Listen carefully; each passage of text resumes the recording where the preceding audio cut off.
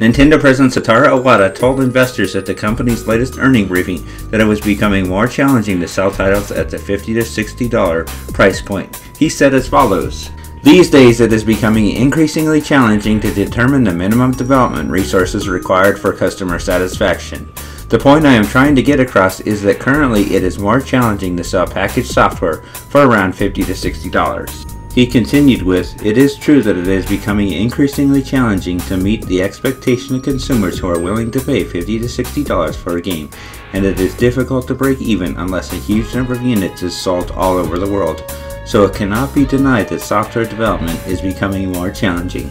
Iwata then continued on the thought that the potential for growth is stronger than ever. Among such packaged software, however, the sales of popular games are much larger than in the past. Therefore, if we create more hit games, the software development business can still be very profitable.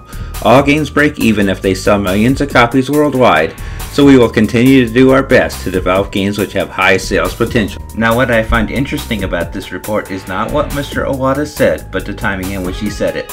Hot on the heels of reports that the Wii U is selling poorly and Nintendo will not be hosting a press conference at this year's E3, he comes out and makes such a statement to investors. And despite all the wordage, his statement is rather simple. It's hard to make games and sell them at the standard price point, but there are a lot of people buying games.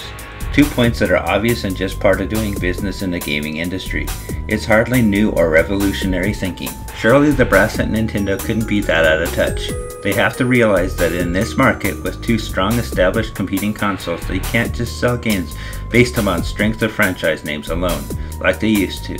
Not when there are so many good games already on the market. No, things have been this way for a good 10 years, and I think Nintendo is well aware of this. But another question remains, do the investors realize this as well? By the sounds of this statement, I don't think Mr. Iwata or his fellow executives think so. They are, after all, the ones that are putting money into the company, and the ones that need to be most in touch with what's happening in the gaming industry. But are they? Will they buy this "it's hard" hang in their statement? That's the big question for Nintendo's future. As always, we'll keep our eyes open and see what happens next.